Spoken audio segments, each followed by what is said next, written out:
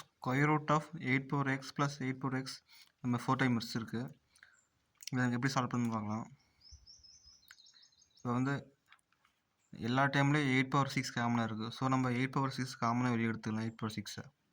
So இப்போ வந்து இங்கே 8 பவர் 6 காமனாக வெளியே எடுத்துட்டா இங்கே உள்ளுக்குள்ளே 1க்கு தான் அர்த்தம்.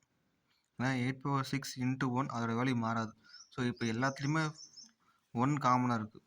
ஸோ 1 + 1 + 1 இப்போ இங்கே 4 1 இருக்கும். 1 + இங்கே 1 இங்கே ஒரு 1 இருக்கும், இங்கே ஒரு 1 இருக்கும். ஸோ நம்ம வந்து 8 பவர் 6 அப்படியே போட்டுக்கலாம் இன்ட்டு. ஸோ இது கூட்ட 4 வரும். ஸோ நெக்ஸ்ட் ஸ்டெப்பில் இப்போ நம்ம வந்து 8 வந்து 2ஓட க்யூபாக மாற்றிடலாம். ஸோ 2 பவர் க்யூப் இன்ட்டு இங்கே ஒரு 6 இருக்குது. ஸோ இந்த 6 எழுதிக்கலாம் இங்கே. இப்போ 4 2 ஸ்கொயராக மாற்றிக்கலாம். பாருங்களேன், இப்போ 2 பெருக்கலாம், 2 வச்சுக்கலாம். 6 18 இன்ட்டு 2 பவர் 2.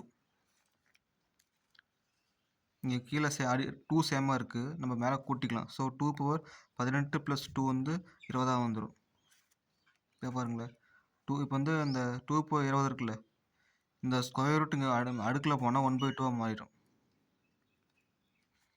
ஏன்னா square root of x equal x power 1/2 இது ஃபார்முலா பார்த்துக்கோங்க.